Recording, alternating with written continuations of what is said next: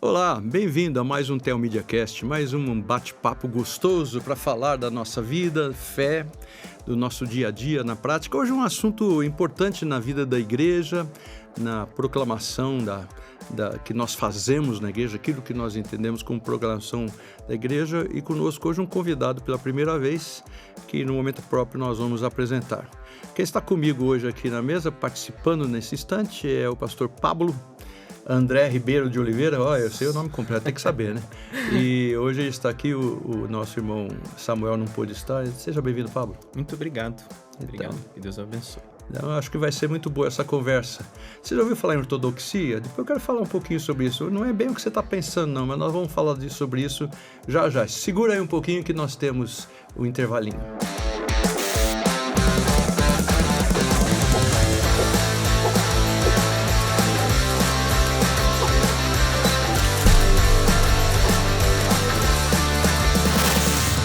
Muito bem, quando nós falamos, eu comecei falando e falei ortodoxia. O que eu quero dizer com ortodoxia? Você fala ortodoxia, você vai imaginar aquelas barbonas compridas, aquele tipo de roupa, tipo de cerimônia, toda ritualística, mas não é disso que eu quero falar, não. Dentro da minha mente e de alguns colegas, quando nós falamos em ortodoxia, nós falamos em fidelidade à palavra, os princípios fundamentais. Estamos falando de estilo de igreja, tamanho de igreja, denominação de igreja, mas das coisas fundamentais. A igreja reformada, a igreja protestante, ela tem esse nome desde os tempos da reforma do século XVI, e um dos fundamentos é somente a Escritura, somente a Escritura. Então nós amamos as Escrituras. Para esse papo de hoje, nós temos o prazer de receber aqui o pastor Fernando Leite. Pastor Fernando Leite é pastor da igreja Batista Fonte. Sabe o que é? Eu sempre falo de cidade universitária, então agora Igreja Batista Fonte. Já foi Igreja Batista Cidade Universitária em Campinas. Eu conheço já há bastante tempo, embora fizesse muito tempo que nós não nos encontrávamos, e ele está sendo bem-vindo. Eu gostaria que você falasse um pouquinho, assim, aquela breve biografia aqui para nós, coisas pequenas, para nós, aqueles que estão nos escutando, conhecer um pouquinho melhor antes da gente bater o papo. Bem, me chamo Fernando, fui casado e desse casamento tive 2 filhos. Esses filhos me propiciaram 4 netos. Minha esposa veio a falecer, me casei novamente. Sou casado com Maria do Carmo. Então, nós temos aqui, na realidade, 2 filhos meus e um filho dela. E temos esses 4 netos, há 40 anos, completando. Na próxima segunda-feira eu estou em Campinas, 40 anos. Com um projeto de uma igreja que era uma filha da Igreja Batista do Morumbi. Então, nesse tempo, temos sido privilegiados de ver a bênção de Deus e a bondade de Deus na nossa vida. Fernando, eu lembro de você, como eu já disse, conversamos aí em off lá nas preliminares, dos tempos que nós estávamos ligados de alguma maneira à instituição Palavra da Vida e criados acampamento, institutos bíblicos ou clubes bíblicos, no meu caso, clube bíblico, do qual você era coordenador na igreja que eu participava. E nós sempre aprendemos a amar a palavra, né? Meu pai era pastor, e sempre aprendi a amar a palavra, e isso também eu aprendi lá, e depois no seminário, e depois na vida, a palavra como centro de tudo isso. Você citou Igreja Batista do Morumbi, certamente no tempo que era o pastor Ari Veloso, o pastor titular, presidente, não sei exatamente como se fala isto lá, né? E ele era um homem que, quando eu o conheci, na época que eu estava no seminário, ele falava sobre exposição bíblica, já era conhecido por isso, não é? E a Igreja Batista do Morumbi estava nos seus inícios, eu não sei exatamente que ano que começou lá, mas estava nos seus inícios. E, inclusive, enquanto estudava no seminário, participei de um grupo chamado sigla 7, que era um grupo para estudantes de seminário, de teologia, e ali foi falado sobre exposição bíblica. E quem falou sobre isso foi Ari Veloso, naquele encontro que fizemos na cidade de Campinas, onde eu estudava, estudantes de diferentes seminários. Lá em Campinas tinha Batista, tinha Presbiteriano, eu não lembro se tinha algum outro seminário que participou desse encontro. Mas sempre ele tinha um amor assim pela palavra, de pregar, de preparar e alguns detalhes todos. Esse é o caminho que você também sentiu no seu começo, a sua formação, vamos dizer assim, na exposição.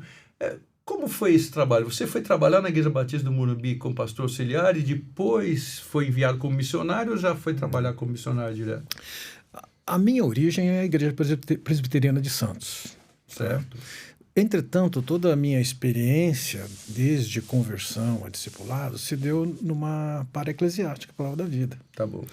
Que prezava muito por ensinar as Escrituras de uma maneira mais acessível aos jovens, né? E ali eu tive minha adolescência, minha mocidade e acabei indo para o seminário. Em algum momento da minha vida, eu olhei assim e falei assim, bom, se eu vou ter um ministério pela frente, quais são as possibilidades que eu tenho? Eu estava dentro da igreja presbiteriana e até então eu não tinha referências que eu admirasse naquele momento dentro da igreja presbiteriana. E aí eu falei assim, bom, eu preciso tomar uma decisão se eu continuo na igreja presbiteriana ou não. Eu confesso que, olhando para trás, os critérios que eu empreguei para tomar uma decisão de sair para uma igreja batista são critérios que hoje eu considero não válidos. Entretanto, ainda que tenham sido não válidos, aquele foi um elemento que me direcionou para um lugar, e eu acredito, não é o lugar onde você está, nem com quem você está, que vai definir se Deus vai estar abençoando ou não. Então, fui parar na Igreja Batista desse jeito. E alguém que foi bastante importante para mim em termos de referência de exposição bíblica, além de alguns professores do seminário, foi o Ivênio dos Santos. Conheci o Ivênio, lembro do Ivênio. Que me convidou para trabalhar com ele em Minas, sendo ele pastor da Igreja Batista Central, e eu fui ser o primeiro pastor de Ouro Preto, da cidade de Ouro Preto. Então o primeiro pastorado seu foi em Ouro Preto. De 80 a 82 eu tive em Ouro Preto. Também por critérios que hoje eu olho para trás e falo assim, equivocados, eu falei assim, eu não devo ser mais o pastor da cidade de Ouro Preto. Eu entendi que eles precisavam de alguém daquela cultura e com um enfoque muito mais evangelístico. E isso, eu saí, vim para São Paulo com a oportunidade de desenvolver alguns materiais didáticos. E houve uma aproximação informal e amigável com a Igreja Batista do Morumbi, mais especificamente com o Renato Cobra Castro. Sim, tá. E depois de um ano nisso, o Ari me convidou para ir para Campinas começar uma igreja lá. Porque 2 casais da igreja em São Paulo haviam se mudado para Campinas. E eles não tinham se integrado nas igrejas que eles viram. Então, vamos começar. Então, fui para Campinas com essa ideia. O Ari, ainda que ele fosse um expositor muito criativo, um excelente comunicador, ele não foi a minha referência como exposição bíblica. Interessante. Mas foi minha referência máxima em termos do ministério, do que fazer. Então, eu acabei sendo um seguidor e fui muito influenciado pelo John MacArthur. Ah, beleza. Tá? Na década de 70, a referência número 1 para o MacArthur, para o Ari, era o MacArthur. Talvez o Ray Steadman. E o Ari trouxe os dois ao Brasil. Você conhecia pessoalmente o MacArthur? Sim. E ali, eu não me lembro se foi, mas foi aproximadamente em 78, o MacArthur esteve no retiro da CEPAL. E ele falou sobre exposição bíblica e falou do que ele fazia. Aí foi a sua referência. Aqui não foi só referência. Aqui, ainda que eu, na minha pequenez, e ele na sua grandeza, ele falou assim, eu quero fazer isso que ele faz. Ponto de virada. Eu quero ser um expositor das Escrituras. Apesar de todas as limitações que tivesse, mentais, intelectuais, formativas, eu quero ser isso. Então, como resultado, diga-se de passagem, eu estava dentro do seminário. Eu não fui ao congresso em que ele falou da CEPAL. Mas eu tive acesso a, não sei se o público de hoje vai entender, a cassetes Sim. que eu pude ouvir aquelas mensagens. E eu falei assim, é nessa direção que eu quero ir. Então, acho que a minha referência de pregação é o MacArthur em termos de motivação, mas eu vou até mais para trás de alguma coisa que está meio no DNA. No tempo que nós estávamos no Morumbi, eu me identificava com o Paulo Moreira e o Paulo Moreira se identificava comigo. Também conheço muito. Em termos do estilo de pregação. E eu acho que nós já conversamos sobre isso, Paulo e eu. Mas eu afirmo, o DNA de pregação do Paulo Moreira e meu foram ganhos da Igreja Presbiteriana de Santos. É porque o Paulo também é de origem presbiteriana, né? Da mesma igreja. Sim, conheci o Paulo também. Da mesma igreja. Um dia, então, preciso entrevistar o Marcelo, que é para ele falar de vocês. Então, eu acho que nós trazemos no nosso DNA o jeito de pregação, de abordar, de desenvolver, que foi percebido nos bancos da igreja ainda como adolescentes. Certo. Que posteriormente, quando você vai estudar, você acaba fortalecendo aquilo que você já ganhou de uma maneira não objetiva e direta, mas quase que subliminar, ficou dentro, né? Então, eu, em termos de estilo de pregação, confesso que eu me sinto muito mais um presbiteriano. E, lógico, também o MacArthur, ele não tem o mesmo rigor, mas foi quem mais me motivou. E, aliás, MacArthur é alguém que eu leio até hoje. Né? O interessante é porque a questão da exposição bíblica, pelo menos para mim, sempre foi uma coisa que me soou muito mais nova, muito mais inédita, e talvez seja até, em certo sentido, para algumas pessoas, para alguns movimentos, por causa do movimento da internet e tudo mais. Mas, tendo em vista que o senhor começou tão cedo, lá atrás, eu nem tinha nascido, pelas datas... Eu não menino aqui entre nós. As datas que o senhor fala aí. Diante disso, como é que o senhor vê os resultados disso, os benefícios que isso geraram para o ministério do senhor, seja na igreja que o senhor está hoje, ou em outros lugares que o senhor pôde fazer esse trabalho também? Bem, em primeiro lugar, eu acho que ao pensar em exposição bíblica, e quando eu falo exposição bíblica, está embutido nisso a ideia de fazer a exposição bíblica de um livro inteiro. Certo. Tá bom. Então, por exemplo, no próximo domingo eu prego o meu sermão de número 107, de que provavelmente vai ser de uma série de 129 dentro do Evangelho de Lucas. Uau. Então, eu comecei em 2020 e vou terminar em agosto desse ano. Então, eu estou ensinando o livro como um todo. E no início eu lembro de pessoas se queixarem de uma série desse tipo. Por quê? Porque elas estavam acostumadas e alegradas com a ideia de algumas coisas isoladas que estavam no coração do pastor e que ele estava entusiasmado ou que se dirigisse por alguma coisa que estava acontecendo. E eu confesso para vocês, por princípio, eu posso pregar um sermão isolado em função de uma necessidade que a igreja tem. Mas eu vou seguir meu passo aqui. Não importa que é Dia das Mães, eu vou pregar sobre o livro que eu estou pregando.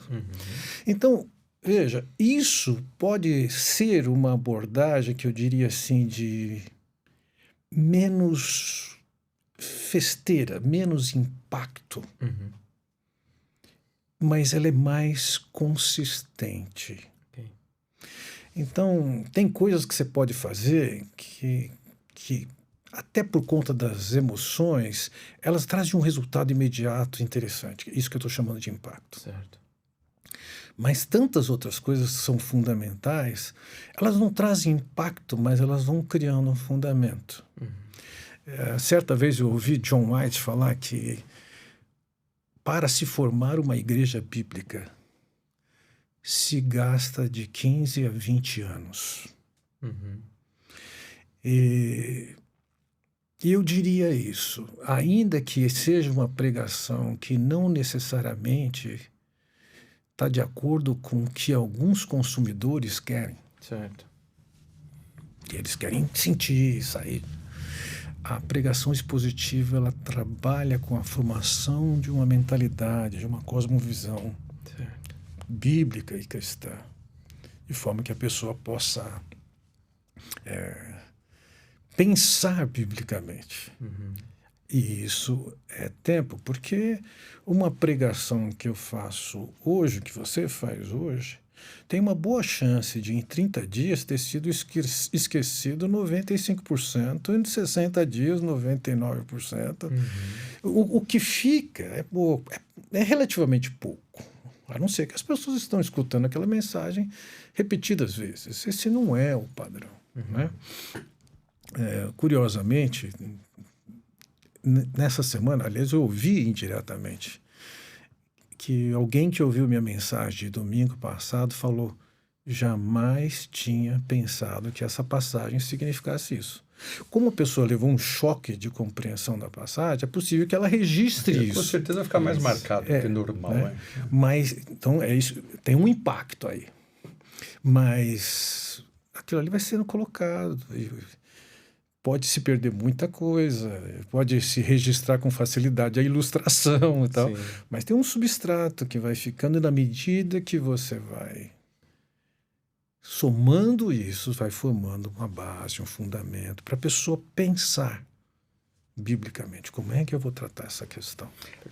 Na minha formação no seminário, na minha época, diferente dos seminários hoje da minha denominação, que praticamente todos eles ensinam exposição bíblica. Pregação expositiva, são os nomes que nós temos aí. Na minha época era outro sistema. Nem me lembro de alguém ter falado sobre isso no meu curso de seminário. Eu sabia que existia por esses contatos todos. Sermão tópico, aí dentro disso nós sermão biográfico, sermão doutrinário, sermão não sei o que e tal. Aquela brincadeirinha dos 3 pontos famosos, que o sermão tem que ter os 3 pontos e tudo. E os professores mesmo faziam brincadeira, tá vendo? Aí o versículo, até os 3 pontos aí, tá vendo? Não precisa nem ir, né? Etc. E fui tomando conhecimento. Lembro que uma das coisas que me marcou no começo, 2 coisas me marcaram. Uma negativamente, eu sou filho de pastor, então eu estava no seminário, conhecia, né, a vida de filho de pastor. Eu brinco com o pessoal que fala que filho de pastor, que é pastor ou é burro ou é vocacionado. Então eu me considero vocacionado. Então eu tô lá dentro e escutava, e um colega falou assim: a gente deve ser pastor na igreja no máximo 3 anos. Depois de 3 anos precisa mudar de igreja, porque o que ele dava a entender é que esgota o assunto. Né? Então, sermão tópico, uma coisa, uma notícia e tal, e achou que em 3 anos já estava bom para ficar em cada igreja. E eu ficava no meu cantinho lá escutando e absorvendo aquilo, mas rindo por causa da minha convivência com a igreja.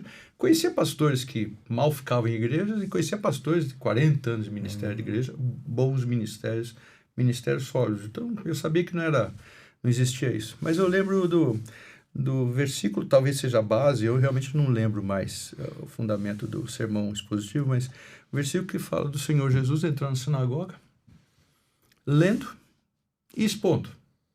Explicando. Então, para mim, ali é a definição de pregação expositiva que eu me lembro. Não sei se foi isso que aprendi na época ou se ficou marcado na minha cabeça, a questão de ler as Escrituras e explicar as Escrituras.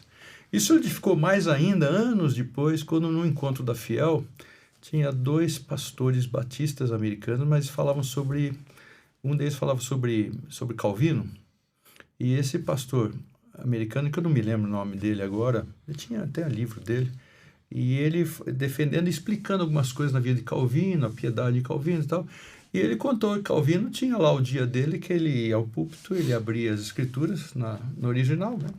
Então ele lia, já traduzindo direto para a língua do dia a dia, o francês, muito provavelmente, traduzia do grego direto para o francês e explicava. E aí passou o tempo que achava que dava, que não é relógio, né? Mas o tempo que ele achava que dava, parava, marcava na Bíblia dele, na sequência ele pegava dali e ia continuando, e uma vez no hebraico, uma vez no grego.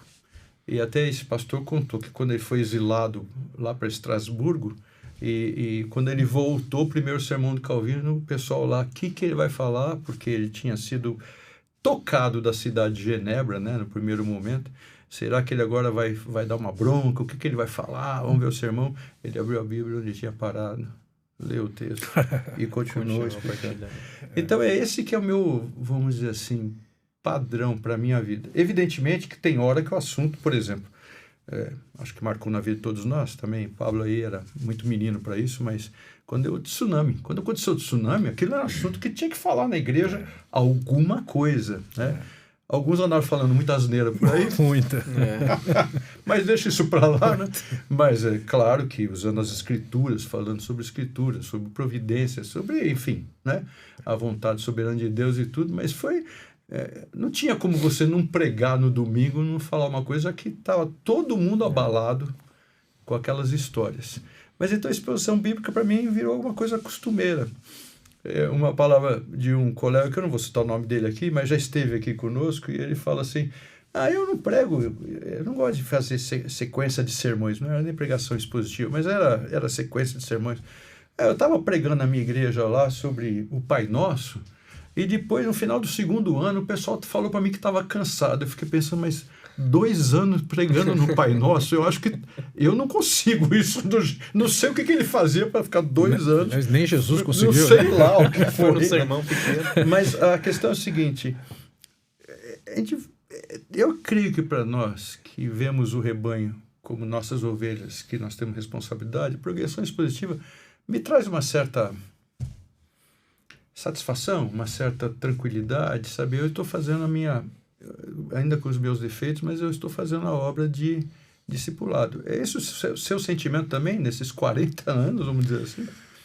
Sabe que talvez o texto bíblico sobre o qual eu mais me debrucei tenha sido o Salmo 119. E os ganhos da reflexão na palavra que estão apresentados no Salmo 119 são enormes, entre eles alegria, prazer. Então, quando se envolve com o texto das Escrituras para entendê-lo profundamente, para vir a pregar, já existe um ganho tão substancial do pregador. Essa alegria, esse prazer. Eu me lembro que minha filha, ela percebeu isso. Quando eu tinha tempos muito especiais com a palavra, no meu estudo, eu voltava para casa, ela dizia assim, foi bom o seu dia hoje. Ela está falando do preparo, quando você estava estudando para pregar. Para pregar. Chegava em casa, elas notavam. Eu falei assim, foi bom o seu dia hoje. Que beleza. Eu falei, foi. Então, o que ela podia perceber não era o produto do sermão que poderia estar escrito ou ainda iria escrever, mas ela percebia, era a alegria de lidar com o texto bíblico para compreendê-lo. Então, no próprio Salmo 119, ele fala, a tua palavra ela é perfeita. E na medida que a gente vai estudando e aprofundando no texto, isso é absolutamente encantador. Primeiro, para vencer nossa ignorância. Segundo, para ser um alvo da ação do Espírito pela palavra na própria vida. Consequentemente, o preparo já é um tremendo de um privilégio. Sem dúvida. Primeiro que ganha somos nós mesmos, né? Não tenha dúvida. Então, quando se vai levar essa palavra para a igreja, de novo, você está repetindo para você. E está passando para as pessoas aquela palavra que é viva, eficaz, né? que é útil para ser ensinada, para repreender, para corrigir, para educar. Ou seja, é um privilégio tanto no desfrute pessoal como no seu instrumento para chegar no coração das pessoas e gerar uma transformação, que é a transformação que Deus quer ter. Isso é um privilégio sem igual, né? Eu gosto das figuras bíblicas não só por causa da cultura, que era muito agrícola, mas Deus usar esse tipo de linguagem com a gente tem a ver com como nós crescemos, né? Que é a questão da maturação. a semente, a palavra de Deus ser uma semente, que ela vai crescer, que ela vai florescer, que ela vai frutificar. Considerando essas coisas, tem um tempo, tem um processo todo que a palavra de Deus opera e vai agindo no nosso coração, de maneira que uma hora isso salta, isso aparece, isso de fato é consistente, como o senhor tinha citado antes. Eu acredito que isso vai totalmente de encontro, né? Contrário àquele tipo de pensamento atual, que é mais imediatista. E que às vezes é até mais pragmático. Mas por quê? Onde é que eu aplico isso aqui? O que eu faço com isso aqui? Onde é que eu vou usar isso aqui? E esse tipo de choque de realidade, da escritura mostrando que o tempo tem um processo, tem uma maturação, eu acredito que isso que também pode... É um desafio, talvez até para os pregadores, para todos nós expositores bíblicos e também para os ouvintes, né? Porque a palavra nunca volta vazia. Então ela não pode ser infrutífera, ela não tem esse defeito. Só uma coisinha que eu ia pôr de referência aqui, porque quem está escutando nem sempre está acostumado com o evangeliquez ou com outra coisa parecida, né? Você que está nos escutando agora. Salmo 119 é o maior... O pessoal fala maior capítulo. Eu não gosto porque Salmo não é capítulo. Salmos são hinos, né? Então, é o maior... capítulo da Bíblia. Perícope. Aí vai ser boa, né? Vai ter que explicar perícope. São 176 versículos. Então, por exemplo, na liturgia, a gente não lê o Salmo 119. Como é que eu vou ler um Salmo 119 na liturgia? O meu caminho que eu fiz, que eu já fiz essa leitura mais de uma vez na igreja, eu leio pelos estrofes, sabe? Quando tem assim, aquelas coisas que repetem. Então eu vou lendo de estrofe em estrofe. E durante um tempo eu ponho na liturgia lá antes da pregação, porque o tema do Salmo 119 é a excelência da lei divina. Aí eu leio uma estrofe, e daí vamos preparando, oramos pela pregação e tal. Já preguei no Salmo 119, mas estou dizendo, mas eu uso muitas vezes na liturgia para conduzir o momento da palavra. Então quando o pastor Fernando falou aqui a respeito do Salmo 119... É o maior trecho da Bíblia, perícope também, mas essa eu vou deixar para você procurar no dicionário, tá? Mas perícope é outra palavra também, você não está acostumado. O que é isso aí? Outro dia eu falei isso lá na igreja. Mas a questão toda é a beleza, salmo, o maior salmo cantado, que era cantado, o maior hino cantado em Israel, era o hino que falava da palavra de Deus. Claro, exorta ali a seguir, obedecer, 2 versículos que todo mundo sabe de cor, está lá dentro, né? Guardei no meu coração a tua palavra para não pecar contra ti, e lâmpada para os meus pés é a tua palavra e luz para os meus caminhos, mas tem muito mais coisa rica lá. Sabe o que você me fez lembrar, Paulo? Uma história que aconteceu com alguém da nossa igreja. Era um casal que tinha tido uma nenê, ela tinha 1 semana de vida. E como faz tempo que não tem neném em casa, eu esqueci exatamente a palavra para pneumonia de uma criança nessa idade. Mas ela estava com o equivalente a uma pneumonia no hospital. E eu lembro que eu saí de um dos grupos lares no meio da semana e fui para o hospital para encontrar esse casal. A nenê estava na UTI, mas eles tinham ficado numa sala ali que tinha para se orar naquele hospital, né? E eu cheguei lá e sentei com eles, nós fomos conversando, e ele falou alguma coisa bastante interessante. Ele falou assim: agora eu entendo por que a gente estuda doutrina. Meu coração está convicto que Deus é soberano, que Deus é bondoso, que Deus está no controle de tudo. E isso afeta. Então, veja, não é uma palavra lá que vai... Não, é o coração com essas verdades sedimentadas que vão pesar na hora da crise. Isso. Porque muitas vezes as pessoas querem resolver os seus problemas na hora da crise, e a crise só manifesta a sua fragilidade, a sua inconsistência, né? Enquanto que se você esteve formando sua base, conhecimento da Escritura, de princípios da Escritura, de determinações das Escrituras, você vai lidar diferente com as realidades da vida, como é o caso desse casal, Pedro e a Gláucia, com a sua filhinha Rafaela. A experiência não superou a doutrinação pela qual ele passou. Foi o contrário. Hebreus, eu lembro o senhor falando agora, me lembro daquele trecho de Hebreus, capítulo 4, do versículo 14 ao 16, que fala que nós devemos nos achegar ao trono da graça com confiança, porque temos um sumo sacerdote que abre esse caminho e que conquista esse espaço diante do trono de Deus. E o versículo 16 diz para que nós encontremos graça e misericórdia para a ocasião oportuna, para mostrar que ali a gente abastece o nosso coração da verdade de Deus, porque numa necessidade tal como essa que o senhor cita, e outras tantas que a gente encontra na vida, a gente tenha esse recurso à mão, esse recurso pronto, que vem da palavra de Deus. É claro que a oração está envolvida aí também, mas com certeza a palavra de Deus, esse meio especial de Deus para nos conferir, nos ensinar, nos dar graça, e aí você tem a mão. Então, nunca volta vazia mesmo. Com licença, o Jack Wyrtzen, o fundador da Palavra da Vida no mundo, ele conta uma experiência que ilustra magnificamente isso que você está falando. Ele conta que, tempos idos, né? Ele estava dentro de um avião, com a Bíblia aberta nas pernas e lendo a Bíblia.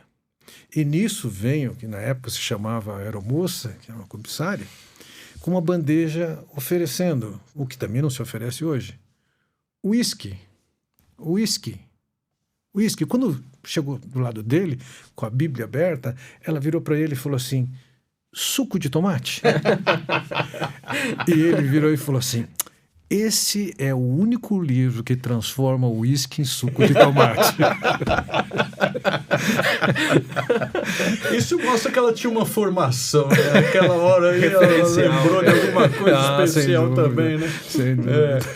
A palavra é tudo para nós. Nós falamos isso, nós acreditamos nisso, nós confessamos isso, mas nós esquecemos tantas vezes disso, né? Calvino tem uma frase dizendo que se nós não criássemos de uma maneira sistemática um momento devocional na nossa vida, nós íamos negligenciar o dever de orar e também de ler, eu acrescento. Ele está falando sobre oração. Mas se a gente não cria, então, claro que não é só o pastor expondo as Escrituras, porque ao expor as Escrituras, nós mostramos ao crente a necessidade do crente conhecer as Escrituras. Ele não pode satisfazer com o sermão do pastor, esteja gravado ou não importa.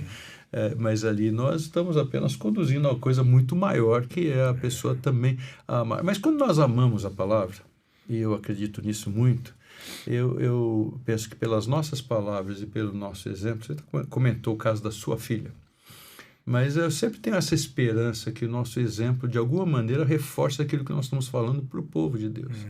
O povo olha para você e fala, não, o pastor está falando disso, mas eu sei que ele ama a palavra. Então, eu creio que quando nós temos a palavra como padrão na nossa vida, reforça. A palavra é meio estranha, essa palavra reforça, né? Porque a ação toda de conhecimento para nós é do Espírito Santo, nós sabemos disso muito bem. Mas é isso que é colocado. Deixa eu fazer tem algumas perguntas aí engatilhadas, porque é da minha própria experiência, né? A primeira, talvez seja mais objetiva, mais rápida. Você já voltou a algum livro da Bíblia depois de já ter pregado nesses 40 anos? Sim, já preguei. Primeira carta de Pedro, pregou e depois pregou outra vez. Tiago, eu preguei mais de uma vez. Filipenses, eu preguei mais de uma vez. Nesse momento eu lembro de Efésios, eu preguei mais de uma vez. Isso é uma coisa curiosa. Quando eu volto a estudar sobre um livro, acontece duas coisas interessantes. A primeira delas é assim, nossa, eu já pensava assim naquela época. E a segunda é como eu era vazio. Ainda bem que não é como eu falei heresia, né? Então eu sei vazio. Não, mas já encontrei coisa também. Não devia ter falado aquilo. Aconteceu uma experiência interessante. Recentemente eu fui preparar meu sermão em cima de todo aquele drama que envolve Pedro ali dizendo que jamais vai negar, e o Senhor fala, antes que o galo cante. Eu estava estudando aquele texto e falei assim, eu já preguei nesse texto. Isso, eu estou falando de alguma coisa que aconteceu talvez 3 semanas atrás. E qual dos evangelhos? Você junta os 4 evangelhos? Naquela ocasião que eu preguei, eu usei os 4. Atualmente eu estou pregando Lucas. Tá. Eu já preguei. E aí eu fui procurar minhas anotações. E eu descobri que eu tinha pregado esse sermão no dia 1º de novembro de 1981. Ou no milênio passado. Nem o século passado, é no milênio passado. Curiosamente, eu olhei para aquilo e percebi que a minha referência não era propriamente daquele sermão, mas de coisas que se desenvolveram na minha cabeça e provavelmente que eu preguei posteriormente a isso, mas que eu não achei esses registros, não localizei. Mas uma coisa importante é que nos meus estudos de Lucas, o material que eu uso hoje, os livros que eu estou pesquisando, nem existiam naquela época. Então, hoje se tem muito mais acesso em vários aspectos para a compreensão das Escrituras e para ensinar. Então, esse foi um fato bem recente, numa passagem isolada, mas livros, sim, eu já preguei, eu lembro de pelo menos Efésios, Tiago e Filipenses pregado mais de uma vez. Eu estava pensando, porque também há poucas semanas atrás, eu tenho uma transmissão diária de reunião de oração, o Pablo me alterna comigo, o reverendo Diário Neto também entra, mas a maior parte dos dias é.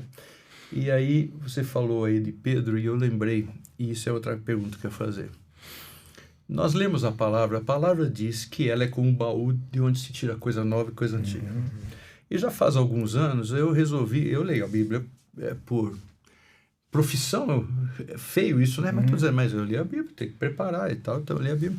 Mas de uns anos para cá eu resolvi de novo fazer a leitura bíblica anual, porque eu sempre vejo assim, porque Kierkegaard, porque MacArthur pode ser, porque não, né? Pode ser Sproul, pode ser qualquer um e tal.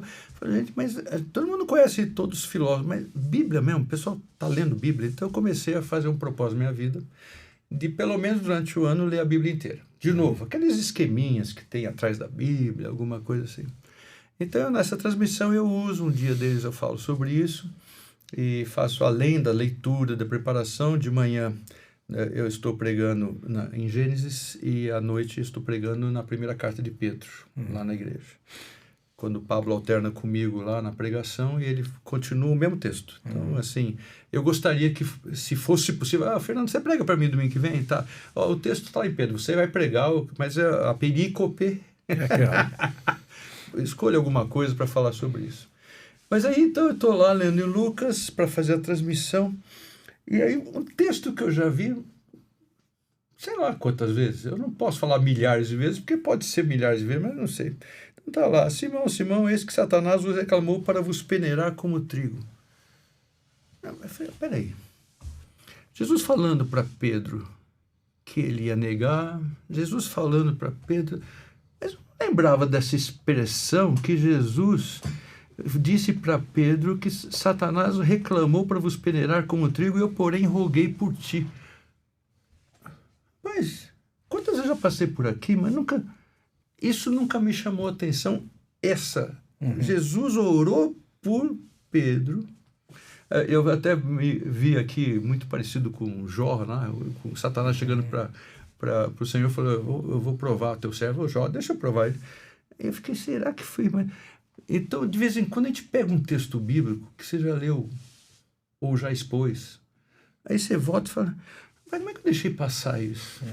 Eu creio, não é desinteligência ou inteligência, eu creio mesmo que é o Espírito que vai nos conduzindo em todas estas coisas, sem dúvida nenhuma. E então, a exposição bíblica, mesmo que você volte a um texto, ela nunca se esgota, né? Não tem como esgotar. Então, achar assim, eu não sei mais o que eu vou pregar. A outra questão que tem é que existem alguns livros na Bíblia que são difíceis de expor, na minha maneira de entender, porque o assunto vai ficando recorrente. Isso é muito visível nos profetas, por exemplo. Então, a perícope, às vezes, no profeta, é metade do livro. De repente o assunto está repetindo. Você já falou sobre as coisas, mas eu não creio que impede a exposição. Para mim, nunca impediu a exposição nisso. Você trabalha com isso, também é uma dificuldade, você não vê dessa maneira? A dificuldade maior que eu tenho é a disciplina de ficar ali cavando e tentando entender da melhor maneira possível. Então, uma passagem como essa, apoiado em gente muito bem qualificada, com seus livros, né?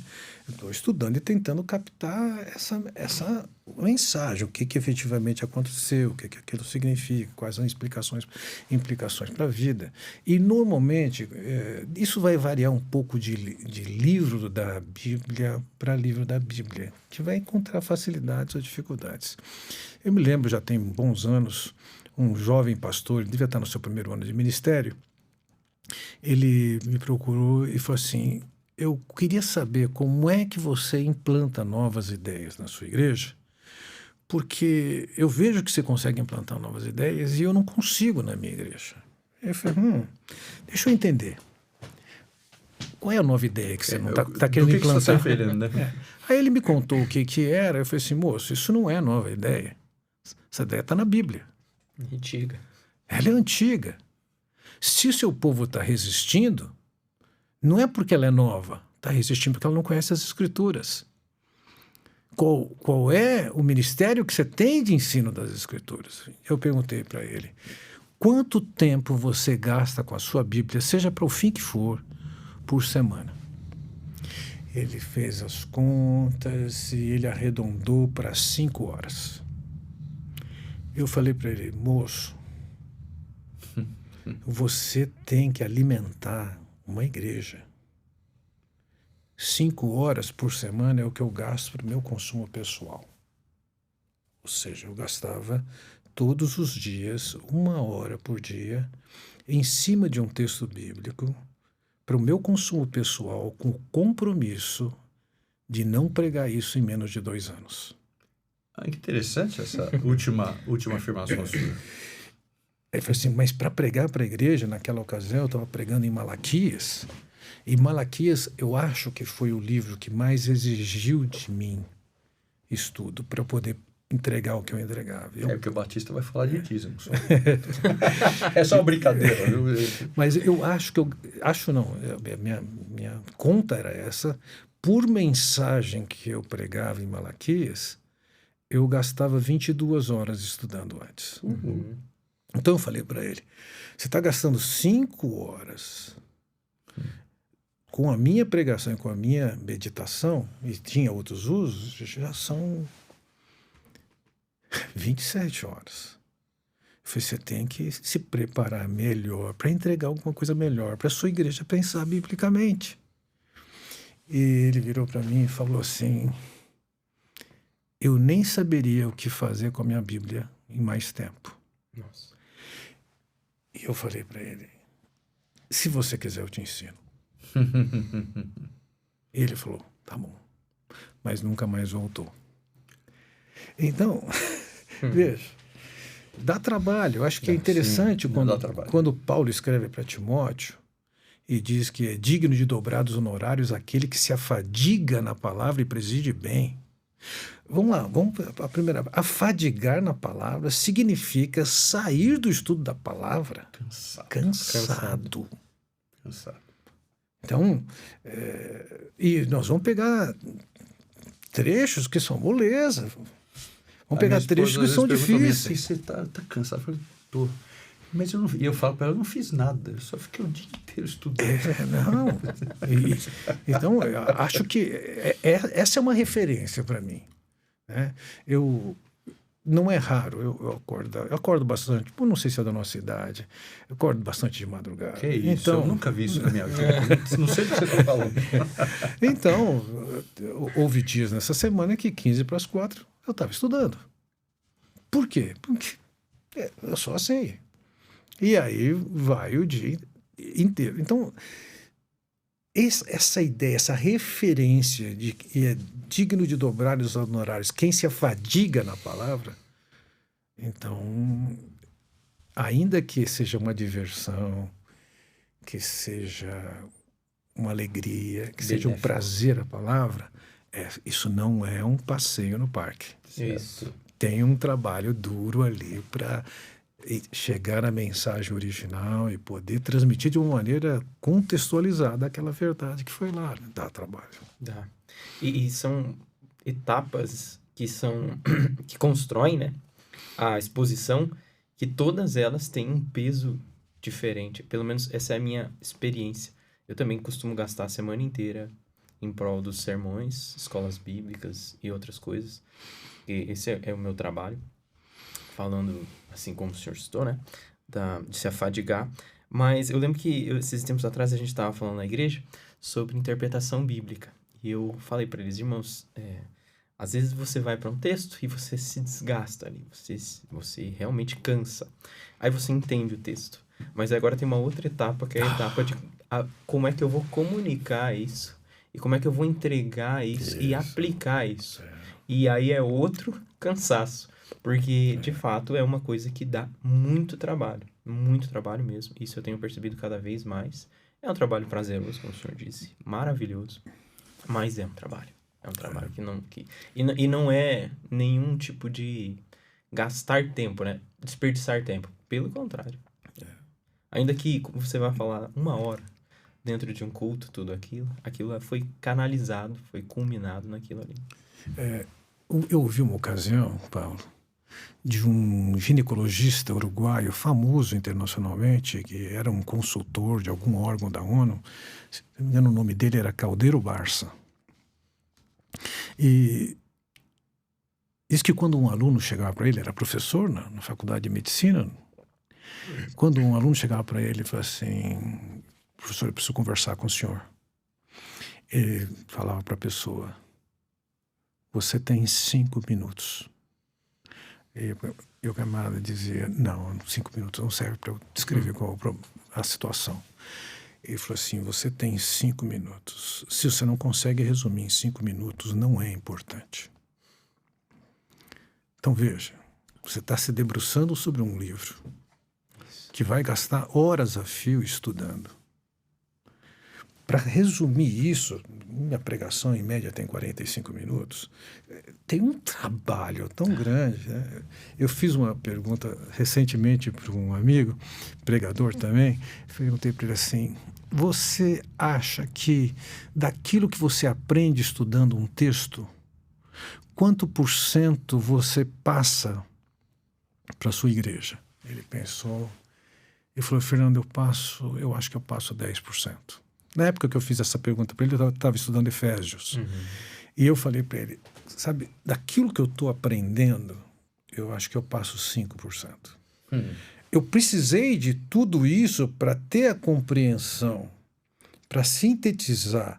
Se eu for pregar tudo isso para a minha igreja, eu vou matar a igreja. Mas eu tenho que pegar aquilo que é fundamental, aquilo que é o espírito da passagem, etc., e passar de uma maneira comunicativa. Isso dá trabalho. Mas é esse o nosso trabalho como expositor. Você lembra dessa época, na década de 70, final da década de 70, 80, um pregador famoso argentino, carismático, era Ortiz, Juan Carlos Ortiz?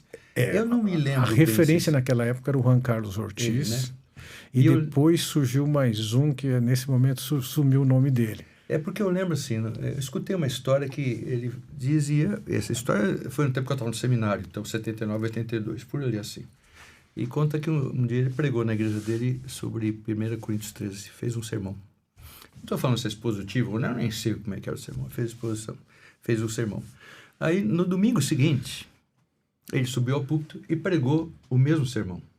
Ipsis praticamente, pelo que eu escutei, ipsis talvez tenha lido, não sei e tal. Ele repetiu o sermão. E aí diz que na igreja assim começou aquele incômodo das pessoas, né? Porque, mas o pastor, ele era famoso, ele era conhecido, pregava um monte de coisa, então alguém diria assim, vai ver que ele esqueceu que pregou domingo passado aqui e tal, confundiu e tal. No terceiro domingo ele foi e pregou o mesmo sermão.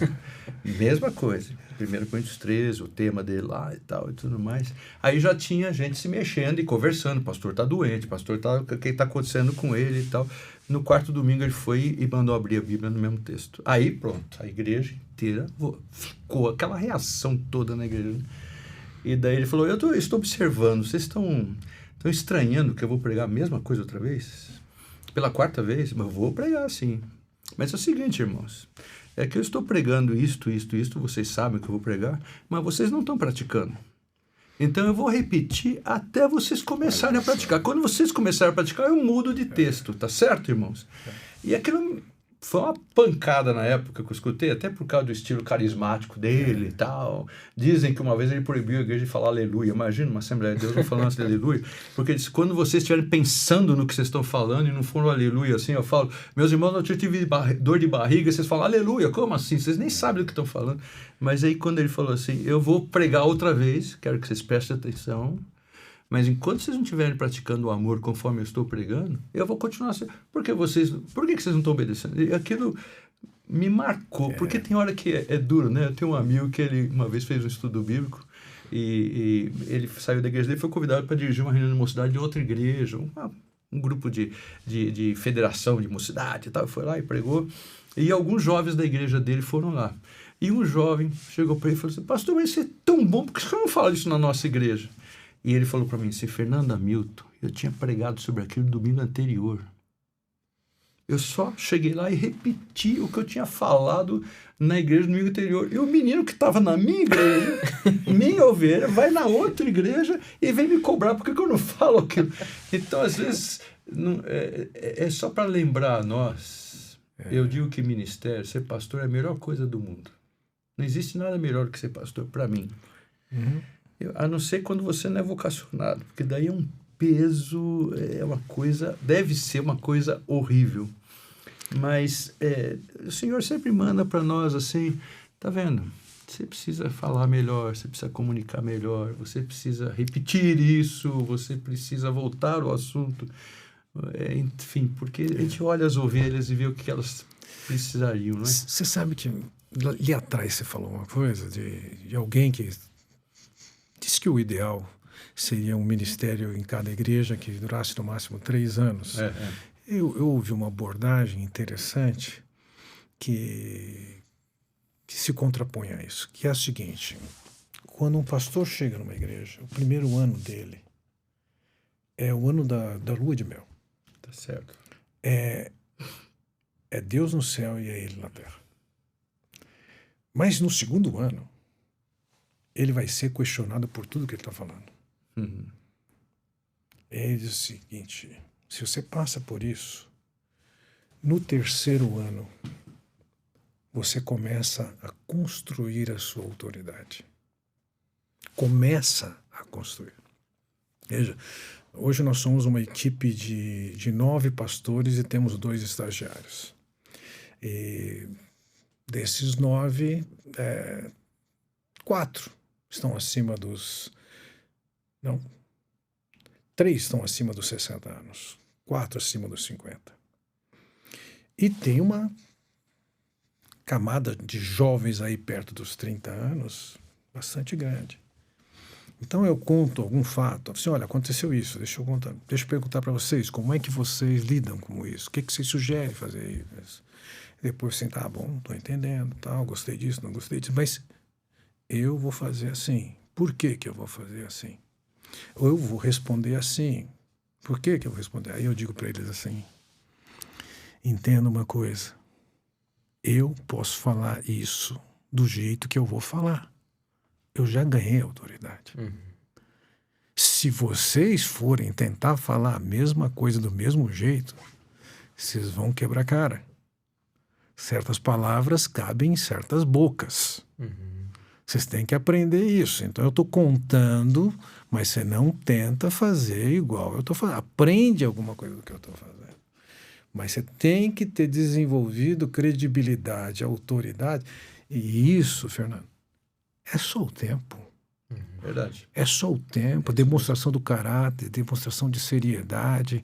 Isso te dá credibilidade. É tempo. 3 anos, absolutamente insuficiente. A Bíblia nunca se esgota. Nós estamos chegando perto. O tempo foi embora. O tempo foi embora nosso aqui. Já foi? Foi. O nosso tempo foi embora. Você que está nos escutando, o pastor Fernando tem alguns livros que ele escreveu, só que eu já vi que eu queria que ele falasse sobre isso, mas acabou meu tempo para isso.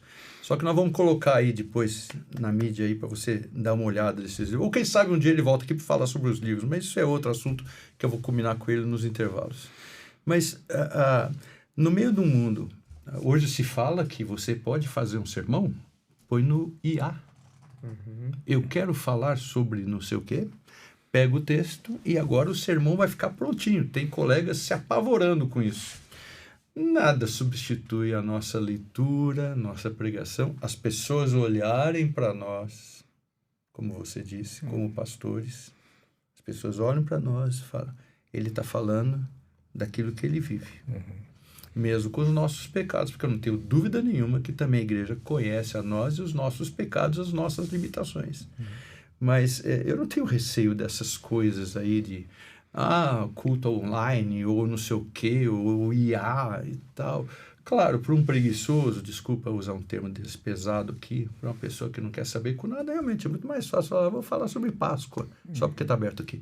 Então eu quero eu quero assim, tantos pontos ou tanto tempo para eu falar sobre Páscoa, e quero fazer no enfoque neotestamentário ou do AT, eu quero falar. Bom, e aí sai um sermão maravilhoso, eu não preciso fazer mais nada, né? Mas o conhecimento da palavra, aqui eu vou voltar lá naquele texto que eu falei que fundamentou a minha questão da exposição, que a palavra diz que as pessoas ouviam Jesus e o admiravam porque ele falava como quem tem autoridade. Isso. Aquilo é uma coisa maravilhosa. Você sabe que uma ocasião eu fui pregar numa igreja fora da minha, né? Era no Guarujá. E antes de eu pregar lá, mas já estando lá para pregar, o pastor virou para mim e falou o seguinte, deixa eu dizer uma coisa para você.